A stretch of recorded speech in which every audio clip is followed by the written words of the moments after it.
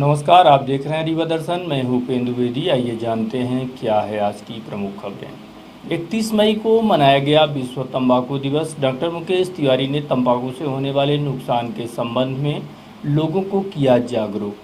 Fever clinic का Rewa commissioner doctor Ashok Kumar Bhargava ने किया निरीक्षण। प्रवासी श्रमिकों को खाने पीने समेत हर सुविधाओं का खास ख्याल रख रहा है भैयालाल शुक्ल सेवा संस्थान व नागरिक मंच। और नगर निगम व होर्डिंग्स एजेंसी की लापरवाही के चलते हुई है बैंक मैनेजर की मौत। एजेंसी के खिलाफ होनी चाहिए FIR। प्रधानमंत्री नरेंद्र मोदी ने की 65वीं बार मन की बात। इन खबरों को आगे हम विस्तार से देखते हैं। विश्व तंबाकू दिवस पर डॉक्टर मुकेश तिवारी से खास बातचीत। दुनिया भर में 31 मई को वर्ल्ड टोबैको दिवस मनाया जाता है, लेकिन इस वर्ष कोरोना संक्रमण के चलते किसी भी तरह के आयोजनों में प्रतिबंध होने की वजह से कोई खास आयोजन तो नहीं हो पाए। किंतु इस दिशा में लोगों को जागरूक करने एलर्जी एवं श्वास रोग विशेषज्ञ डॉक्टर मुकेश तिवारी से रीवा दर्शन प्रतिनिधि रहीम खान द्वारा खास बातचीत की गई।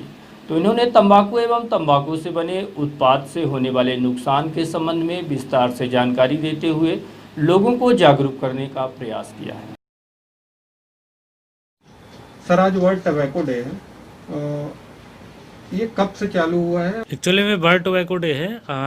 WHO ने 1988 से चालू किया था, क्योंकि लोगों में टोबैको प्रोडक्ट का यूज़ बहुत ज़्यादा बढ़ रहा था, जिसकी वजह से हमारे शरीर में इसके इफ़ेक्ट आ रहे थे, बहुत सारी बीमारियां हो रही थी।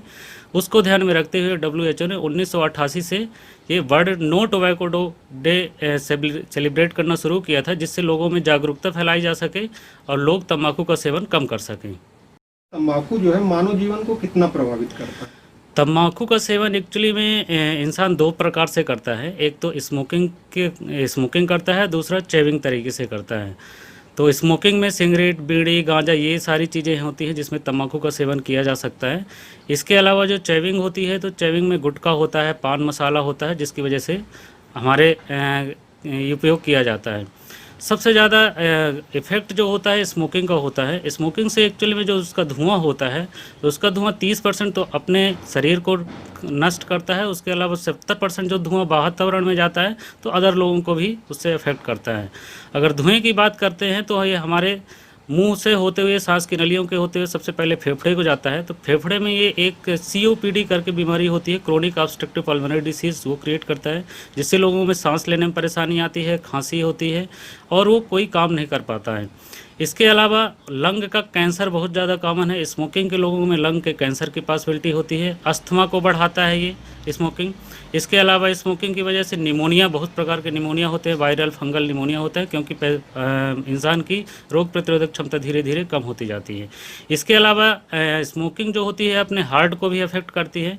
हार्ट में मायोकार्डियल इन्फेक्शन, हार्ट के जो धमनियाँ रहती हैं उसमें खून के थक्के जम जाते हैं, जिसकी वजह से उनका अवरोध होता है और हार्ट का अटैक आ जाता है। इसके अलावा अगर हम देखें तो हार्ट में एरिथमिया होता है, उसके इरेगुलरिटी, पंप में इरेगुलरिटीज़ आ जाती हैं, जिसकी वजह से वो प्रॉपर तरीके से ब्लड को पूरे बॉडी में प्रवाह नहीं कर पाता है। इसके अलावा पेट में अल्सर, पेट में भी इफेक्ट होता है इसका। पेट में अल्सर बनाते हैं ये। पेट में छोटे छोटे स्फिंक्टर्स होते हैं जिनको डिस्ट्रॉय करते हैं, जिसकी वजह से रिफ्लेक्स गैस्ट्राइटिस हो जाती है। इसके अलावा ब्रेन में भी इफेक्ट करता है। ब्रेन की धमनियों में भी रक्त का संचार कम करने की वजह से ये ब्रेन के स्ट्रोक क्रिएट करते हैं। इसके अलावा च्युइंग के तरीके जो होते हैं, जो च्युइंग की वजह से माउथ अल्सर होते हैं, जीभ के अल्सर होते हैं, और ये जो होते हैं जिसकी वजह से बहुत से लोगों को देखा होगा आपने कि जबड़ा तक निकाल दिया जाता है। तो इस प्रकार से स्मोकिंग की वजह से और चेविंग की वजह से दोनों ही बहुत खतरनाक तरीके से हमारे शरीर को और हमारे जनजीवन को प्रभावित करते हैं। तंबाकू का सेवन करने वाले लोगों के लिए कोरोना कितना घातक है? जहाँ तक की बात हम करते हैं कोरोना की, कोरोना का मर्ज जो होता है, तो सबसे पहले वो रेस्पिरेटरी सिस्टम को इन्वॉल्व करता है, सांस की नलियों को और फेफड़ों को इन्वॉल्व करता है। तंबाकू का सेवन भी जो होता है, तो सांस की नलियों को और फेफड़ों को ही इन्वॉल्व करता है। अगर कोई भी इंसान बहुत पहले से ही तंबाकू का सेवन कर रहा है किसी भी तरीके से, स्मोकिंग या चेविंग के तरीके से, तो उसके फेफड़े पहले से ही कमज़ोर होते हैं, जिसकी वजह से कोरोना उसमें बहुत जल्दी फैलता है। इसको दूसरे तरीके से ही बोल सकते हैं कि उसमें कोरोना का इन्फेक्शन एक्वायर्ड करने की क्षमता बहुत ज़्यादा होती है, पहली चीज़। दूसरी चीज़ ये होती है कि अगर उस बंदे को कोरोना इन्फेक्शन हुआ, तो उसमें खांसी जो होगी तो वो दूसरे लोगों आसपास के लोगों में भी उसके इन्फेक्शन के चांसेस ज़्यादा बढ़ जाते हैं, तो उसमें इन्फेक्टिविटी के चांसेस भी उस बंदे में ज़्यादा होते हैं। वो एक बंदा कई लोगों में, जो नॉन स्मोकर के रिस्पेक्ट में स्मोकर जो होगा वो कई लोगों में ज़्यादा इन्फेक्शन स्प्रेड करने के चांसेस होते हैं। इसके अलावा जो टोबैको चेविंग के फार्म में यूज करते हैं, तो जो लोग बार बार गुटखा को चबाते हैं और उस बार बार स्पिटिंग करते हैं, थूकते हैं जगह जगह पर, जिसकी वजह से भी कोरोना जो होता है ना, कई लोगों में संक्रमण फैला सकता है।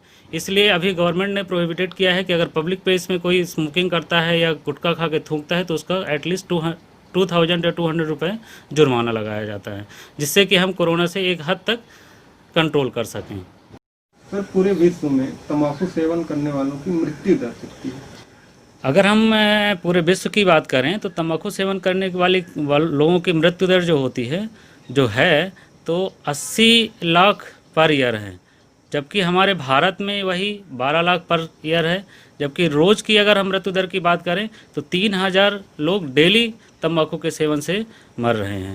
बहुत लोगों में ये देखा गया है कि वो तंबाकू को छोड़ना तो चाहते हैं हम्म। पर वो छोड़ नहीं पाते हैं। एक्चुअली में इसके बताने के पहले मैं एक चीज़ बताना चाहूँगा कि तंबाकू अगर कोई भी इंसान छोड़ना चाहता है तो उसके पहले सेल्फ डिटर्मिनेशन का होना बहुत ज़रूरी है। अगर वो इंसान सेल्फ डिटरमाइन नहीं करता है कि हमको छोड़ना है तो वो कभी भी तंबाकू का सेवन नहीं छोड़ सकता है।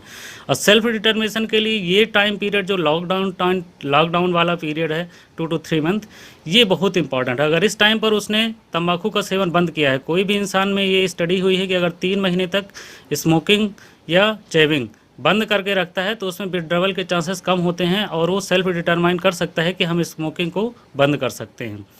क्योंकि स्मोकिंग करने के तुरंत बाद ही जो इफ़ेक्ट होता है बॉडी में, जैसे लंग्स होते हैं, तो लंग्स में हमारे 8 घंटे में एटलीस्ट उसमें ऑक्सीजन की प्रवाह शुरू जैसे हो जाता है जैसे होना चाहिए। इसके अलावा जो कार्बन मोनोऑक्साइड टॉक्सिक चीज़ें होती हैं जो हमारे बॉडी के लिए हार्मफुल होती हैं, उसका भी लेवल धीरे धीरे कम हो जाता है। इसके अलावा हम देखते हैं कि 50% से ऊपर जो हमारे लंग फंक्शन होते हैं तो वो 1 से 3 दिन में हमारे लंग फंक्शन प्रॉपर तरीके से इम्प्रूव्ड हो जाते हैं। इसी प्रकार हम देखते हैं कि जो ये स्मोकिंग होती है तो कैंसर के चांसेस भी 1 महीने से 9 महीने तक 50% रिड्यूस हो जाते हैं। इसके अलावा अगर हम हार्ट की बात करें तो हार्ट में ये देखने को मिलता है कि 1 से 30 मिनट से 40 मिनट तक उसका ब्लड प्रेशर जिसका बढ़ा भी होता है स्मोकिंग की वजह से, वो नॉर्मल रेंज में आने लगता है। इसके अलावा 24 घंटे में हम ये देखते हैं कि हार्ट अटैक के जो चांसेस होते हैं वो भी धीरे धीरे कम हो जाते हैं। इसके अलावा 1 साल में हम ये देखते हैं कि हार्ट की जितनी भी प्रॉब्लम है, हार्ट अटैक, एरिथमिया, ये सब 50% तक स्मोकिंग बंद करने की वजह से कम हो जाती हैं। तो ये स्मोकिंग का इफ़ेक्ट जो होता है ना, जैसे ही बंद करते हैं तो धीरे धीरे उसकी बॉडी में उसका प्रभाव कम होने लगता है और उसको इंसान को भी उसका लेवल, जैसे ही निकोटीन का लेवल उसके ब्लड में कम होता है तो उसके अंदर से ये होता है कि हाँ, हमको विड्रॉवल सिम्टम और उसके क्रेविंग का सिम्टम नहीं आता है कि हमको फिर से उसको लेना है या फिर से हमको स्मोकिंग की या चेविंग की ज़रूरत पड़ रही है, टोबैको की ज़रूरत पड़ रही है। सर, हमारे चैनल के माध्यम से जो तंबाकू सेवन कर रहे हैं उनके लिए क्या संदेश देना चाहेंगे आप? एक्चुअली में WHO क्या होता है, हर साल जब वर्ल्ड नो टोबैको डे मनाता है तो हर साल ये चाहता है कि एक थीम बनाता है। तो इसी प्रकार इस बार WHO ने थीम जारी किया है। इस बार की थीम हमारे युवाओं के लिए है। युवाओं के लिए उसने बोला है कि जो भी टोबैको का सेवन करते हैं वो टोबैको का सेवन बंद करें, टोबैको के प्रोडक्ट ये बिल्कुल तरीके से बंद करें। और अगर युवाओं में ये चेन हम लिंक अगर स्मोकिंग टोबैको की स्टॉप कर देंगे तो फ्यूचर हमारा सिक्योर रहेगा और फ्यूचर में कम से कम लोग टोबैको का सेवन करते हुए पाए जाएंगे। इसी के साथ हम लोगों में ये संदेश देना चाहते हैं कि जो नो टोबैको मतलब स्मोकिंग रहित भारत होना चाहिए, तो कोरोना रहित भारत होगा, स्वच्छ भारत रहेगा और स्वस्थ भारत रहेगा। फीवर क्लिनिक का रीवा कमिश्नर डॉक्टर अशोक कुमार भार्गव ने किया निरीक्षण। रीवा संभाग कमिश्नर डॉक्टर अशोक कुमार भार्गव द्वारा रोगियों की तत्काल जांच के लिए बनाए गए फीवर क्लिनिक का निरीक्षण किया गया। कुशाभाऊ ठाकरे जिला चिकित्सालय रीवा में बनाए गए इस क्लिनिक में ई पास के लिए आवेदन करने वाले व्यक्तियों तथा सर्दी, खांसी एवं निमोनिया के लक्षण दिखाई देने वाले रोगियों की प्रतिदिन जांच की जा रही है। रीवा संभाग के सभी जिलों के जिला चिकित्सालय, सामुदायिक तथा प्राथमिक स्वास्थ्य केंद्र सहित 107 अस्पतालों में फीवर क्लिनिक संचालित है। इसमें पिछले 2 महीनों में 25,000 से अधिक रोगियों की जांच की जा चुकी है। जिला अस्पताल की ओपीडी में आने वाले सर्दी, खांसी तथा निमोनिया पीड़ितों की जांच फीवर क्लिनिक में ही की जा रही है। सभी जिला चिकित्सालयों, सिविल हॉस्पिटल, सामुदायिक स्वास्थ्य केंद्र, संजीवनी क्लिनिक और हमारे प्राथमिक स्वास्थ्य केंद्रों में पृथक से फीवर क्लिनिक बनाए गए हैं और सभी अस्पतालों के अंदर इंक्वायरी काउंटर भी बनाए गए हैं। जो मरीज आते हैं बाह्य रोगी विभाग में, यदि उन्हें सर्दी, खांसी, जुकाम, बुखार या सांस लेने में तकलीफ है तो उनके लिए फीवर क्लिनिक में अलग से उनकी जांच की व्यवस्थाएं सुनिश्चित कर दी गई हैं, ताकि बाह्य रोगी विभाग में आने वाले सामान्य मरीज और जिन्हें सर्दी, खांसी, जुकाम, खांसी या इसके साथ साथ निमोनिया की शिकायत है तो उनकी पृथक से जांच हो रही है। इसका परिणाम ये हुआ है कि ऐसे मरीज जिनमें पॉजिटिव होने की संभावना है वे फिर पृथक से फीवर क्लिनिक में वहाँ देखे जाते हैं और यदि किसी तरह के सिम्टम उसमें पाए जाते हैं तो उनकी सैंपल के लिए एडवाइस किया जाता है और फिर उनके सैंपल जांच के लिए भेजे जाते हैं। ये व्यवस्थाएं पूरे संभाग में सुचारू रूप से चल रही हैं और सभी बाह्य रोगी विभाग में अब जो सामान्य रोगी जो हैं उनकी जांच हो रही है और जिनको खांसी, सर्दी, जुकाम या सांस लेने में तकलीफ या निमोनिया की शिकायत है तो उनका फीवर क्लिनिक में जांच सफलतापूर्वक की जा रही है। प्रवासी श्रमिकों को भोजन कराने की दिशा में तत्परता से कार्य कर रहा है भैयालाल शुक्ल सेवा संस्थान व नागरिक मंच। विश्व भर में फैली कोरोना वायरस महामारी के बाद बाहर फंसे प्रवासी श्रमिकों की घर वापसी का सिलसिला आरंभ हुआ, जिसके बाद इन प्रवासी श्रमिकों के सामने खाने पीने समेत अन्य संकट खड़े हो गए, जिसे देखते हुए रीवा विधायक राजेंद्र शुक्ल के मार्गदर्शन पर भैयालाल शुक्ल सेवा संस्थान एवं नागरिक मंच के तत्वावधान में प्रवासी श्रमिकों के लिए जो व्यवस्था बनाई गई वह प्रदेश भर में अपने आप में एक मिसाल मानी जा रही है। हरिहरपुर धाम बाईपास के समीप प्रवासी श्रमिकों को किसी भी तरह की समस्याओं का सामना न करना पड़े, इस दिशा में भैयालाल शुक्ल सेवा संस्थान एवं नागरिक मंच दोनों संस्थाएं बड़ी ही तत्परता से दीनहीन, गरीब व जरूरतमंद प्रवासी श्रमिकों की हर संभव सेवा करने में कोई कोर कसर नहीं छोड़ रहे हैं। प्रवासी श्रमिकों के खाने पीने, स्नान के साथ साथ ठहरने की भी समुचित व्यवस्था बनाई गई है। इतना ही नहीं, लोगों के लिए चरण पादुका एवं कपड़े की भी उचित व्यवस्था बनाई जाती है। इस व्यवस्था को पूरी निष्ठा के साथ अंजाम तक पहुंचाने में संगठन के विभिन्न पदाधिकारियों का विशेष योगदान है, जिसमें प्रमुख रूप से शंकर सहानी, कैलाश कोटवानी, विवेक दुबे, कौशल गुप्ता, अनिल केसरी, संजय गुप्ता आदि पदाधिकारियों का योगदान माना जा रहा है। देखिए, जैसे कोरोना वायरस और लॉकडाउन के कारण भारी संख्या में लोगों के सामने खाने और भोजन की संकट पैदा हो गया और हमारे देश के प्रधानमंत्री माननीय नरेंद्र मोदी जी के आह्वान पर कि गरीबों और मजबूरों की सेवा करें और उनको भोजन कराएं, और हमारे रीवा के विधायक पूर्व मंत्री आदरणीय राजेंद्र शुक्ल जी के प्रेरणा से हम लोगों ने ये कार्य शुरू किया। यहाँ पे प्रतिदिन हज़ारों की संख्या में श्रमिक आते हैं जो यहाँ से हाईवे रोड से निकलते हैं यूपी बिहार के लिए। हम लोग उनके लिए भोजन की व्यवस्था करते हैं, मास्क भी देते हैं, चरण पादुका भी देते हैं। यहाँ पे उनके रहने, ठहरने और स्नान के लिए भी व्यवस्था बनाई हुई है। अभी तक हम लोगों ने लगभग कम से कम नहीं तो 10,000 मास्क बांटे हैं और ऐसे ही 6 से 7,000 तक चरण पादुका, चप्पलें बांटी गई हैं। और प्रतिदिन हमारे सभी कार्यकर्ता जो हम लोग सब लोग मिलके सेवा में लगे रहते हैं और ये कार्य अभी भी जारी है और आगे भी जारी रहेगा। जब तक ये श्रमिक आते जाएंगे हम लोग सेवा करेंगे उनकी। नागरिक मंच एवं भैयालाल शुक्ल सेवा संस्थान के माध्यम से यह कार्य किया जा रहा है। एक्चुअली इसकी शुरुआत 15 अप्रैल से सिंधु भवन से की गई थी। सिंधु भवन में जिस समय हमारे रीवा के कुछ संगठन भोजन के पैकेट वितरित कर रहे थे, उन्होंने एकदम से मना कर दिया कि कोरोना पॉजिटिव के मरीज़ 2 आ गए हैं बाहर से और हम सेवा नहीं करेंगे। उसी दिन हमारे माननीय विधायक जी, पूर्व मंत्री राजेंद्र शुक्ल जी, जो सेवा के प्रति समर्पित रहते हैं, मानवता की सेवा का उनका एक लक्ष्य है कि किसी भी तरह से कोई भी व्यक्ति रीवा से भूखा नहीं रहना चाहिए। उसी को देखते हुए उन्होंने रात को 11 बजे ये बताया कि और ये सेवा शुरू करनी है। दूसरे दिन प्रातः सिंधु भवन से 15 तारीख से ये सेवा शुरू की गई, 15 अप्रैल से लेकर के, और तब से लगातार ये सेवा चल रही है। शुरू में तो सिंधु भवन से 5,000, 2,000, 10,000 पैकेट प्रतिदिन बनाकर शहर में बांटे गए। उसके बाद जब देखा गया कि यहाँ प्रवासी मजदूर आ रहे हैं काफ़ी संख्या में, तो रतहरा बाईपास तिराहे पर भी इस तरह के पैकेट वितरित किए गए। जब मंत्री जी से ये बताया गया, माननीय राजेंद्र शुक्ल जी से ये बताया गया कि अब यहाँ पर रीवा में प्रवासी मजदूरों का बहुत ज़्यादा आगमन हो रहा है और उनको इस तरह की आवश्यकता है, तो उन्होंने उसी दिन यह व्यवस्था शुरू करवाई हरिहरपुर धाम में।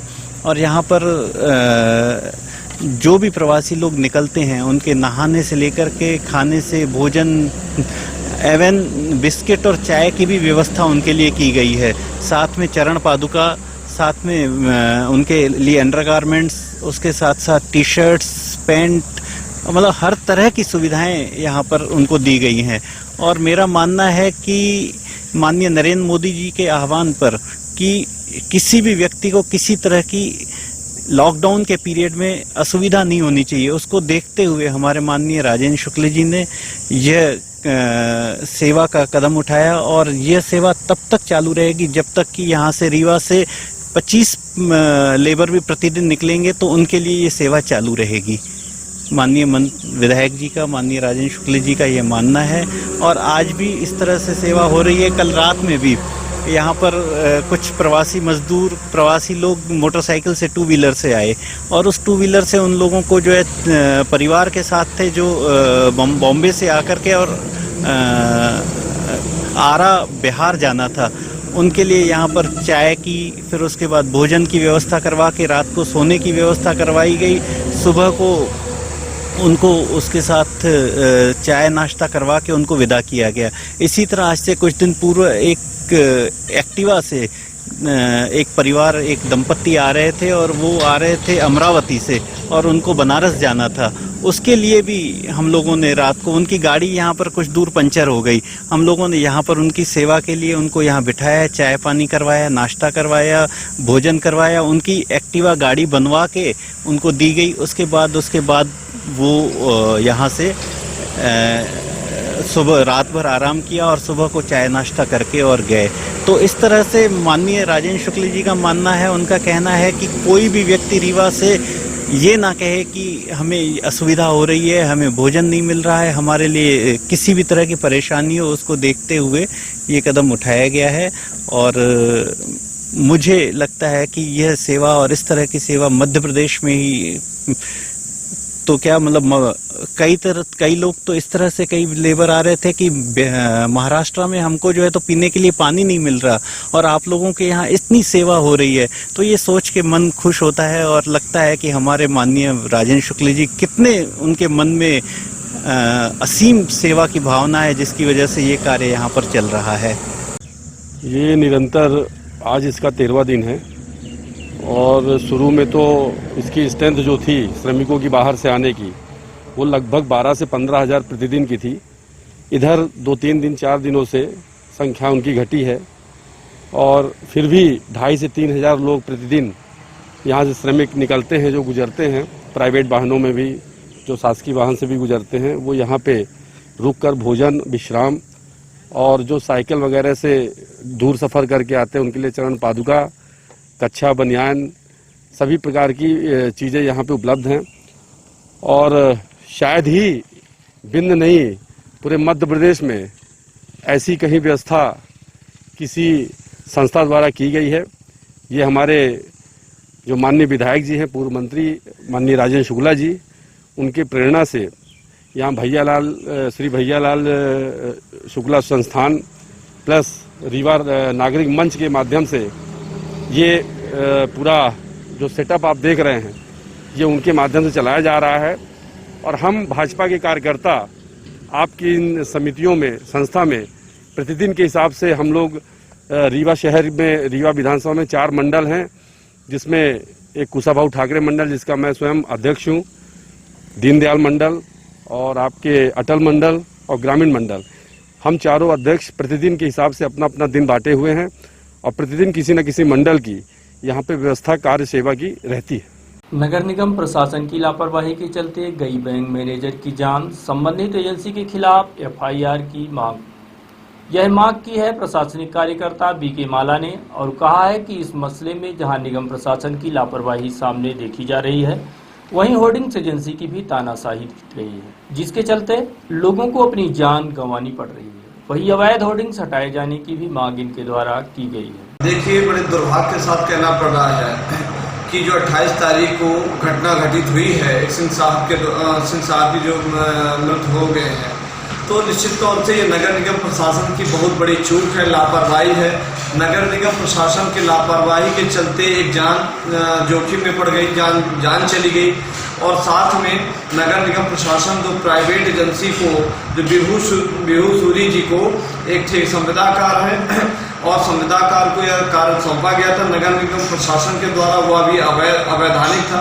यह आज दैनिक जागरण के समाचार में इसका प्रकाशन भी हुआ है। निश्चित तौर से दुर्भाग्यपूर्ण है और नगर निगम प्रशासन की लापरवाही के कारण ही ये पूरे रीवा शहर में अवैध होर्डिंग लगी थी। छोटी होर्डिंग, बड़ी होर्डिंग जो लगी हैं वो नगर निगम प्रशासन की लापरवाही के कारण कोई भी होर्डिंग वैध नहीं है। शासन के रेगुलेशन, शासन के मापदंड के कारण कई बार निवेदन किया गया कि जो शासन के नए रेगुलेशन अडॉप्ट हुए हैं, उन रेगुलेशन के आधार पर ये जो होर्डिंग लगे वो होर्डिंग अवैधानिक है।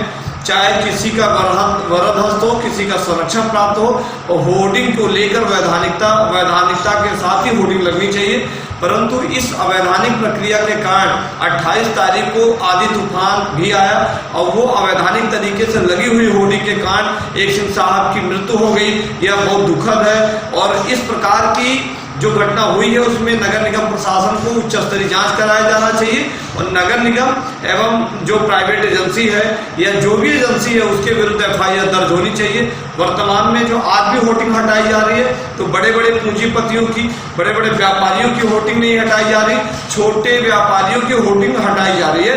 मेरा ये कहना है एक तरफ से अवैध होर्डिंग हटाई जानी चाहिए और FIR दर्ज होनी चाहिए, तत्काल उनको नोटिस दिया जाना चाहिए। ऐसे व्यक्तियों पर सख्ती से कार्रवाई की जानी चाहिए, चाहे वो कितना भी बड़ा प्रतिष्ठित या बड़ा व्यापारी हो, कोई भी व्यक्ति हो जो होर्डिंग अवैधानिक है उन पर कार्रवाई होनी चाहिए। हमारे जिला प्रशासन से मांग है कि नगर निगम प्रशासन के भी जो जोन प्रभारी हैं, जो एरिया प्रभारी हैं, जो बीट प्रभारी हैं, वो नगर निगम प्रशासन के विरुद्ध भी 28 तारीख को जो सिंह साहब की घटना हुई है उसमें उनके विरुद्ध आयुक्त महोदय से हमारी मांग है कि FIR दर्ज की जानी चाहिए और जो जिसकी होर्डिंग थी उसके विरुद्ध FIR धारा 302 के मुलजिम बनाया जाना चाहिए।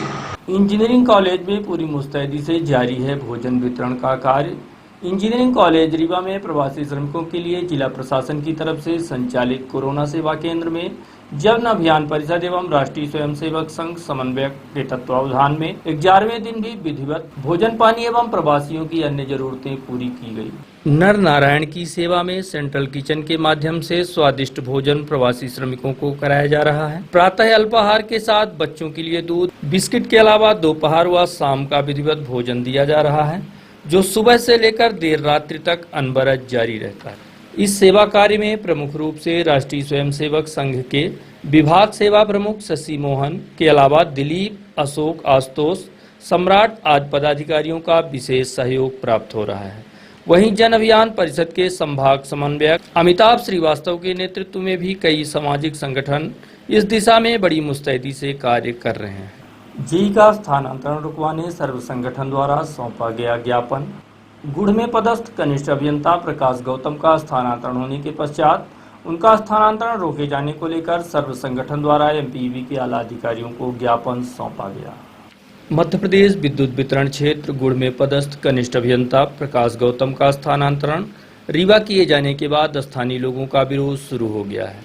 इसी बात को लेकर सर्व संगठन द्वारा आला अधिकारियों को ज्ञापन सौंपते हुए जेई का स्थानांतरण रुकवाए जाने के साथ पुनः गुड़ में पदस्थ किए जाने की मांग की गई। मेरा नाम उमेश प्रसाद पिड़ी है। यहाँ हम गुड़ जेई का बिना वजह से गुड़ से स्थानांतरण किया गया है रीवा में, उसका विरोध प्रकट करने के लिए हम रीवा विद्युत मंडल में हम ये चाहते हैं कि हमारे गुड़ जेई प्रकाश गौतम जी जो रात दिन आम जनमानस की सेवा करते हैं उनको पुनः गुड़ में ही रखा जाए, स्थापित किया जाए और उनको जो है तो किसी कारणवश उनको वहाँ से स्थानांतरण जो किया गया वो वापस लिया जाए।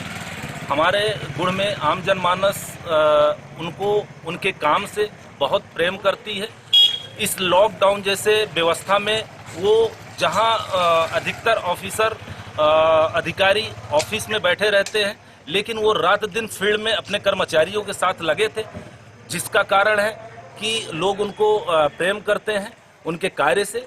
और हमारी प्रशासन से यही मांग है कि गुड़ जेई प्रकाश गौतम जी को यहाँ पे पुनः गुड़ में स्थापित किया जाए। इसी का हम आज माननीय यहाँ पे ज्ञापन दिए हैं और आपके माध्यम से भी हम बताना चाहते हैं कि हम भारतीय सर्व सेवा संगठन के लोग यही चाहते हैं कि उनको किसी भी हाल में गुड़ में ही रखा जाए, वहाँ से हटाया ना जाए। रीवा जिले के रायपुर करचुलियान रौरा गांव में टिड्डी दलों का हुआ आक्रमण। प्रदेश के कई हिस्सों के साथ रीवा जिले में लगातार हो रहे टिड्डी दलों के हमले से निपटने जहां शासन प्रशासन पूरी तरह से मुस्तैद है, वहीं किसान भी लगातार हैरान व परेशान है। रीवा जिले में विगत कई दिनों से टिड्डी दलों का हमला निरंतर जारी है। इसके पूर्व दर्जनों गांवों में टिड्डी दल पहुंचा, जिसे प्रशासनिक टीम की मदद से हटाया गया। इसी बीच रविवार की सुबह कृषि विभाग के अधिकारियों द्वारा कृषि विज्ञान केंद्र रीवा के प्रमुख डॉक्टर ए.के. पांडे को सूचना दी गई कि रायपुर करचुलियान क्षेत्र के ग्राम रौरा में रात्रि से टिड्डी दलों का हमला हो चुका है। इस सूचना के पश्चात तत्काल पौध संरक्षण वैज्ञानिक डॉक्टर अखिलेश कुमार समेत अन्य टीम मौके पर पहुंची। इस दौरान कृषि संचालक समेत प्रशासनिक दल भी मौके पर मौजूद रहा। वहीं टिड्डियों के प्रकोप से बचाव को लेकर कीटनाशक रसायनों का छिड़काव किया गया। वहीं किसानों ने भी अपने स्तर पर ध्वनि विस्तारक यंत्रों के माध्यम से भी टिड्डियों को भगाने का प्रयास किया। मौके पर पहुंचे प्रशासनिक टीम की माने तो अभी तक के दलों में सबसे बड़ा दल माना जा रहा है। आर.के. साहू को बनाया गया प्राइवेट स्कूल महासंघ का प्रदेश सचिव। प्राइवेट स्कूल समन्वय महासंघ के प्रदेश अध्यक्ष संदीप अग्निहोत्री द्वारा प्रदेश और जिले के सभी पदाधिकारियों की आपसी सहमति से आर.के. साहू को मध्य प्रदेश अशासकीय शाला समन्वय महासंघ का प्रदेश महासचिव नियुक्त किया गया है। आर.के. साहू को प्राइवेट विद्यालय महासचिव नियुक्त किए जाने को लेकर पदाधिकारियों में हर्ष व्याप्त है। वहीं श्री साहू के संगठन में शामिल होने से संगठन को मजबूती मिलेगी। इस नियुक्ति के बाद उपाध्यक्ष सत्येंद्र सिंह, संभागीय अध्यक्ष ऋषि त्रिपाठी व जिलाध्यक्ष राम कुशल यादव समेत अन्य पदाधिकारियों ने खुशी जाहिर करते हुए उन्हें बधाई दी है।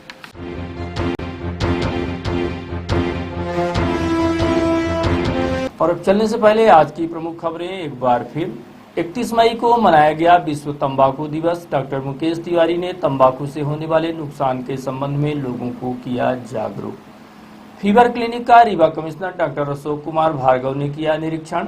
प्रवासी श्रमिकों की खाने पीने समेत हर सुविधाओं का ख्याल रख रहा है भैयालाल शुक्ल सेवा संस्थान व नागरिक मंच। और नगर निगम व होर्डिंग्स एजेंसी की लापरवाही के चलते हुई है बैंक मैनेजर की मौत। एजेंसी के खिलाफ होनी चाहिए एफआईआर। प्रधानमंत्री मोदी ने की 65वीं बार मन की बात। तो ये थी आज की प्रमुख खबरें। देखते रहिए रीवा दर्शन। दीजिए हमें इजाजत। नमस्कार।